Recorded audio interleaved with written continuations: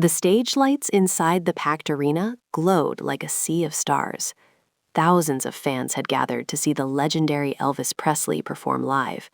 The air buzzed with excitement, cameras flashed, and the sound of cheering echoed through the building like thunder. For many people in that crowd, seeing Elvis in person was a dream come true. Elvis stood backstage for a moment before the show began, adjusting the collar of his famous white jumpsuit. Even after years of fame, there was still a quiet moment before every performance where he felt the same nervous energy he felt when he was a young boy with a guitar. Fame had taken him around the world, but somewhere deep inside, he still remembered the small-town kid he used to be. The announcer's voice suddenly roared through the speakers. "Ladies and gentlemen, please welcome the king of rock and roll, Elvis Presley." The crowd exploded with excitement. Elvis stepped onto the stage, and the lights immediately focused on him. The band began playing the opening notes of one of his biggest hits, and the audience started clapping along. Elvis moved across the stage with the same confident rhythm that had made him famous across America. But something strange happened halfway through the performance. As Elvis looked out over the crowd, his eyes suddenly paused. In the middle rows, standing among hundreds of cheering fans, he noticed a face that looked strangely familiar. At first, Elvis thought his mind was playing tricks on him. The lights were bright, the crowd was huge. It was easy to mistake one face for another. But then the man looked up toward the stage. For a split second, their eyes met. Elvis froze. The band kept playing, but Elvis stood still for just a moment longer than usual. The audience didn't notice, thinking it was simply part of the performance. But inside Elvis's mind, something powerful had just happened. That face, he had seen it before. Not yesterday, not last year, 18 years ago. The memory came rushing back like a wave. A dusty street, a small wooden house, 2 boys sitting on a porch with a cheap guitar. One of those boys was Elvis, and the other boy had been his closest childhood friend. Back then, they had spent nearly every afternoon together. They would run through the fields, talk about their dreams, and sometimes sit under the warm southern sun while Elvis practiced playing the guitar. That friend had been the first person who ever heard Elvis sing, and the first person who told him something that changed his life forever. "You're going to be famous one day, Elvis," the boy had said with a grin. Elvis had laughed at the time. Fame seemed like an impossible dream back then. But life had a strange way of changing things. Years later, Elvis became one of the most famous performers in the world. Tours, movies, millions of fans. But somewhere along the road, he lost contact with that childhood friend. Life had pulled them in different directions. Elvis had always wondered what happened to him. And now, after 18 long years, that same face appeared in the crowd. Elvis continued singing, but his mind was no longer fully focused on the music. He kept glancing toward that section of the audience. The man looked older now. His hair was slightly gray, and his face showed the lines of someone who had lived through many hard years. But there was no mistake. It was him. Elvis felt a strange mix of emotions rising inside his chest.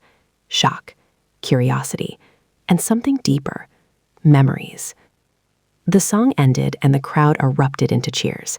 Elvis stepped back toward the microphone stand, breathing slowly as the applause echoed around the arena. For a moment, he said nothing. Then Elvis leaned closer to the microphone. "You know," he began with a soft smile, "sometimes when you're up here on this stage, you see things in the crowd that take you a long way back." The audience quieted, curious about what he meant. Elvis looked again toward the man in the middle rows. He pointed gently toward that section. "There's someone out there tonight," Elvis said slowly, "who knew me long before all of this." The crowd started murmuring. People turned their heads, trying to figure out who Elvis was talking about. The man in the crowd looked shocked. He hadn't expected Elvis to notice him at all. Elvis smiled softly. 18 years ago, Elvis continued, we were just 2 kids sitting on a porch with a guitar.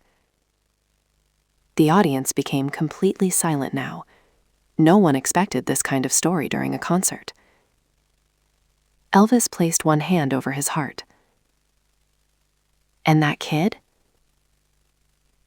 He was the first person who ever told me I could sing.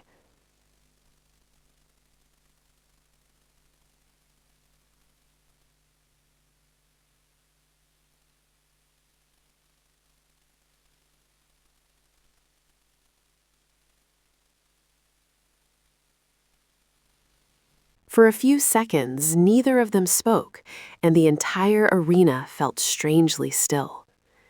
The man looked around nervously, as if he wished he could disappear back into the sea of people, but the spotlight made that impossible. Elvis smiled gently and leaned closer to the microphone. "Come on up here, friend," he said in a warm voice. "Don't leave me standing here wondering if my eyes are playing tricks on me." The crowd reacted immediately with cheers and laughter, but the man still looked uncertain. He slowly pointed at himself as if asking, "Me?" Elvis nodded and laughed softly. "Yeah, I'm talking to you. Don't worry, folks, he ain't in trouble." The audience laughed again, and the tension in the room began to melt into excitement. Security guards carefully moved through the rows, helping clear a path toward the stage. The man hesitated for another moment before finally stepping forward. As he began walking down the aisle, the crowd parted around him like waves moving away from a boat. Some people clapped. Others pulled out cameras to record the strange moment unfolding in front of them. Elvis watched every step the man took toward the stage, and memories kept flashing through his mind like scenes from an old film. He remembered two boys racing bicycles down dusty roads. He remembered sitting under a tree with a cheap guitar, trying to learn chords while the other boy laughed whenever he hit the wrong note. He remembered long evenings talking about dreams that felt too big for a small town. Back then, the world had seemed simple. No fame, no screaming crowds, just friendship and music. Now, nearly 2 decades later, that same friend was walking toward him again, while thousands of strangers watched. The man finally reached the front barrier near the stage. A guard helped him step over it and guided him up the small staircase at the side of the platform. The moment he stepped onto the stage, the crowd erupted into loud cheers. The man looked overwhelmed by the bright lights and massive audience. He blinked several times, trying to adjust his eyes. Elvis walked slowly toward him, still smiling but clearly emotional. When they stood face to face, neither spoke at first. For a moment, they simply stared at each other, searching for the familiar boy they once knew behind the faces of grown men. Elvis finally shook his head in amazement. "Well, I'll be," he said quietly. "It really is you." The man gave a nervous laugh. "Yeah, it's really me." The audience reacted with a wave of excitement as they realized this was no act or planned moment. This was real. Elvis placed a hand on the man's shoulder and turned slightly toward the crowd. "Folks," he said into the microphone, "this right here is someone who knew me before the music, before the television shows, before any of this craziness." The crowd applauded warmly. Elvis turned back to him. "You look a little different," he joked with a grin. The man laughed and replied, "So do you, Elvis." The audience laughed again. But then Elvis's smile softened. His voice became quieter, almost thoughtful. "I've wondered about you for a long time," he said. "Life just moved fast." The man nodded slowly. "Yeah, it sure did." For a moment, the two men stood silently while the arena watched. Then Elvis spoke again. "You remember that old porch?" he asked. The man's eyes brightened with recognition. "The one where you used to practice that beat-up guitar?" Elvis nodded. "That's the one." The man smiled wider now. "You used to play this same song over and over until your mama told you to stop." The crowd laughed loudly at the image of a young Elvis being scolded for practicing too much. Elvis laughed too, raising his hands in mock surrender. "Hey now, that was important practice." The laughter slowly faded as the emotional weight of the moment returned. Elvis looked at the man carefully, noticing the worn jacket, the tired eyes, the quiet humility in his posture. Fame had clearly taken the two of them in very different directions. Elvis spoke gently. "I gotta ask you something," he said. "After all these years, how did you end up here tonight?" The question hung in the air. The man looked out at the massive crowd before answering. His voice was steady, but there was emotion behind it. "I heard you were performing in town," he said, "and I thought maybe I'd come see what happened to that kid with the guitar." The crowd reacted with soft laughter and applause. Elvis lowered his head for a moment, touched by the words. When he looked up again, his eyes carried a deeper expression now. Something inside him had clearly changed during this unexpected reunion. He turned toward the band behind him and raised a hand. The musicians quieted, sensing something important was about to happen. Elvis faced the audience again, then looked back at his old friend. "You know something," Elvis said slowly. "These folks out here, they think they know my story." The audience listened carefully. Elvis placed the microphone closer to his lips. "But there's a part of that story they've never heard before." The crowd leaned forward with curiosity. Elvis smiled slightly and gestured toward the man beside him. "And it starts with him." The arena suddenly buzzed with excitement again, as people realized this reunion was about to reveal something no one had ever expected to hear. The arena remained completely silent as Elvis Presley stood beside the man who had once been part of his childhood world. Thousands of people watched closely, sensing that something meaningful was about to be revealed. Elvis held the microphone near his chest for a moment, looking out across the sea of faces, before slowly turning back to his old friend. The bright stage lights shined down on both of them, but the moment felt strangely personal, as if the massive crowd had faded away, and only the past remained. Elvis took a slow breath, and then spoke softly.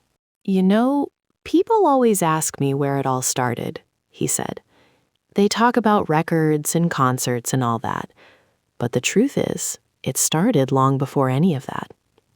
The crowd listened carefully, many of them leaning forward in their seats. Elvis pointed gently toward his friend. "Back when we were kids," he continued, "we didn't have much. No fancy studios, no big dreams about fame, just a guitar and a lot of time." The man beside him nodded with a quiet smile as the memories returned.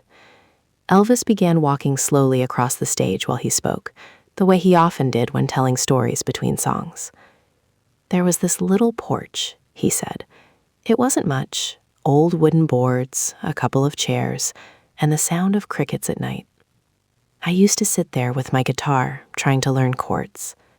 The audience chuckled softly as Elvis continued. "And I wasn't very good at first," he admitted. "Half the time I couldn't even keep the rhythm." The crowd laughed warmly at the image of a young Elvis struggling with music. Elvis turned back toward his friend and smiled. "But he never laughed at me," Elvis said. "Not once." The man looked down slightly, clearly uncomfortable with the attention. Elvis continued speaking. "Instead, he used to sit there and listen, sometimes for hours." The arena grew quiet again. "One day I remember I stopped playing because I thought it sounded terrible," Elvis said. "I told him maybe I should just give up." The man looked up, recognizing the moment Elvis was describing. Elvis raised a finger as if pointing back in time. "And that's when he said something I never forgot." The audience waited. Elvis looked directly at his old friend. "You remember what you said?" The man hesitated for a moment before answering quietly. "I said you had a voice people would want to hear." A soft wave of emotion moved through the crowd. Elvis nodded slowly. "That's right," he said. "You said one day people would pay money just to hear me sing." The audience laughed gently again, amazed by the thought. Elvis looked out across the arena. "At the time, it sounded crazy," he said. "We were just two kids sitting on a porch." The man smiled slightly and shrugged. "Well, I guess I wasn't completely wrong." The crowd burst into laughter and applause. Elvis laughed as well, but then his expression grew more thoughtful. "Life changed fast after that," he said. "My family moved and everything started happening. Music, recordings, tours." Elvis looked down at the stage floor for a moment, and somewhere along the way, we lost touch. The audience became quiet again. Elvis turned back toward his friend. "I always wondered where you ended up," he admitted. The man took a deep breath before answering. "Nowhere as exciting as this," he said, glancing at the cheering crowd. "Life just took me in a different direction." Elvis studied his face carefully. There was something behind the man's words, something deeper than he was saying. "You did all right, though?" Elvis asked gently. The man nodded slowly, though his expression showed that life had not always been easy. "I managed," he replied. Elvis placed a hand on his shoulder again. "You know something funny?" Elvis said, turning slightly toward the audience. For years, people have been calling me the king of rock and roll. The crowd cheered loudly at the title. Elvis raised his hand, asking them to quiet down. But they don't know that there's a man out there who believed in me long before any crown. The audience reacted with loud applause for the quiet stranger standing beside Elvis. The man shook his head slightly, almost embarrassed by the attention. Elvis leaned closer to the microphone again. I think people deserve to know something tonight, he said. Because without him, I might never have kept playing that guitar. The crowd responded with another emotional wave of cheers. The man looked at Elvis with surprise. Now hold on, he said quietly. You did the hard part yourself. Elvis shook his head.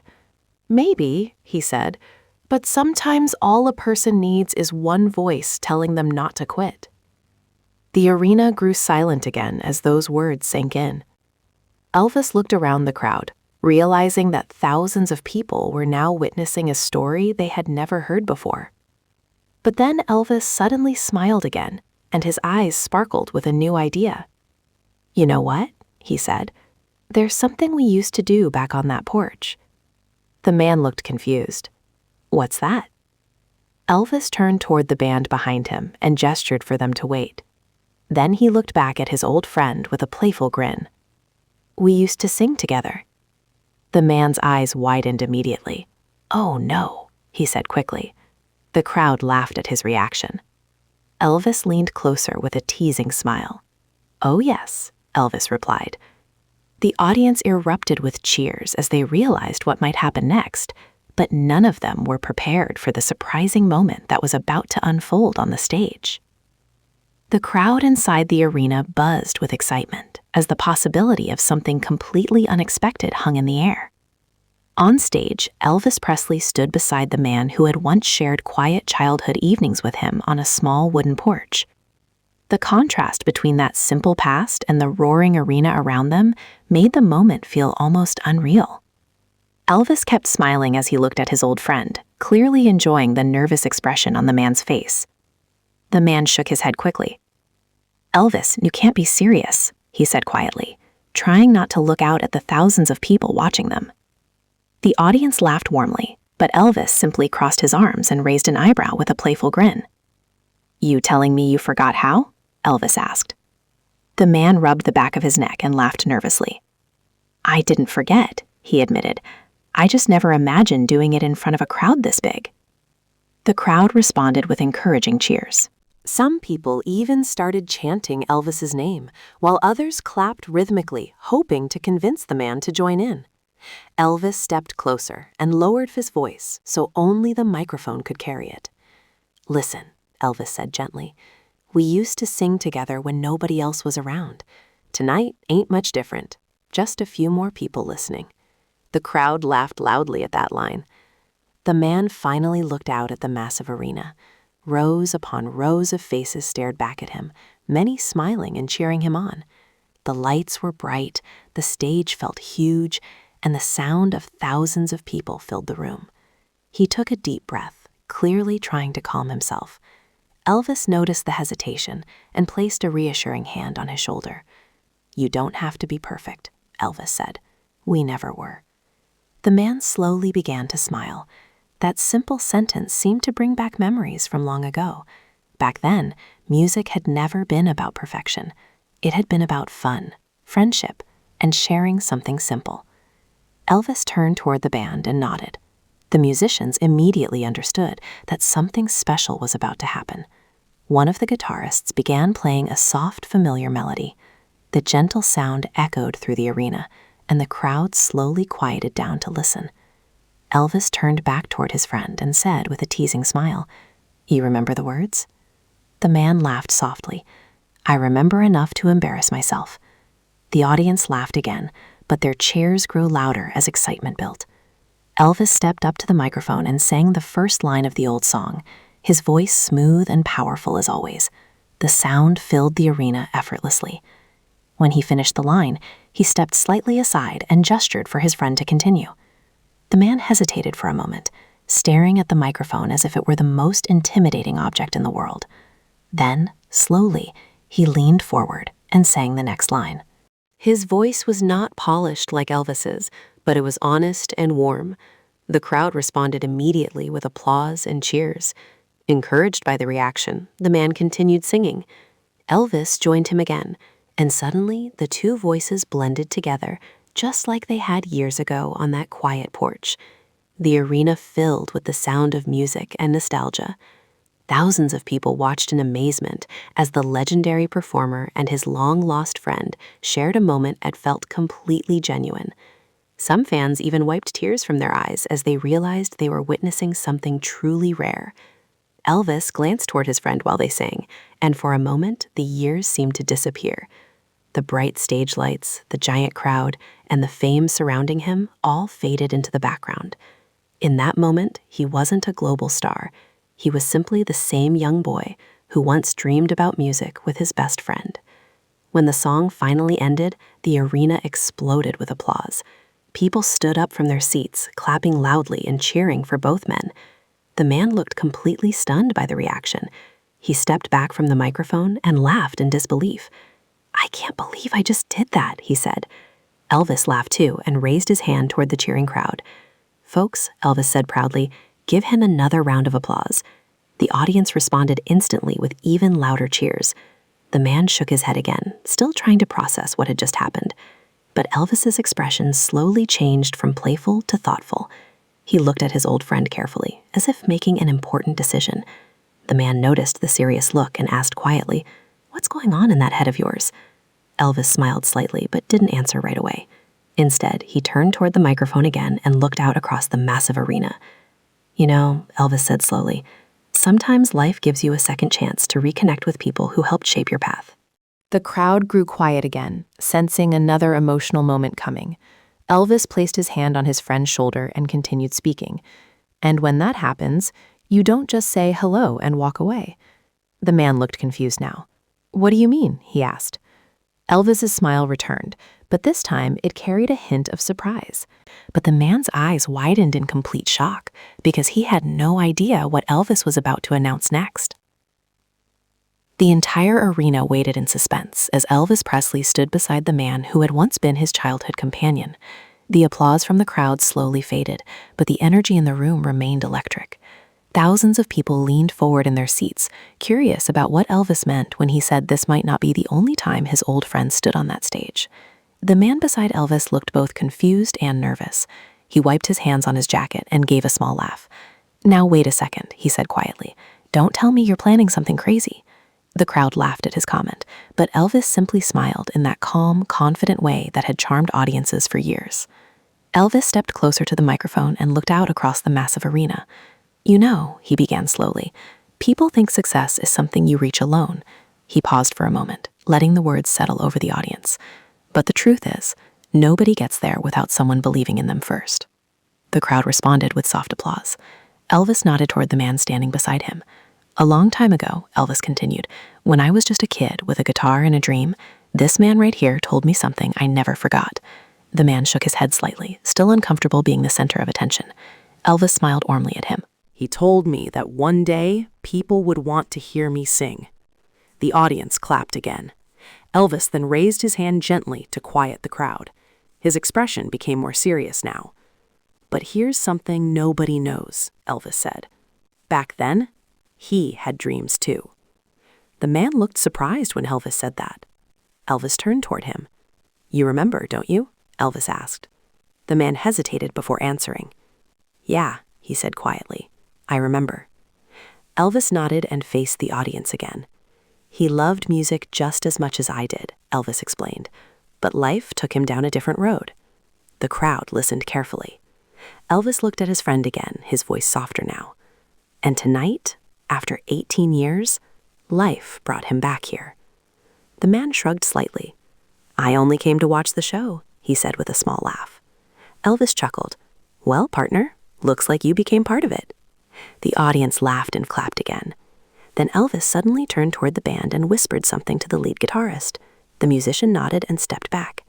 Elvis returned to the microphone and placed a hand on his friend's shoulder once more.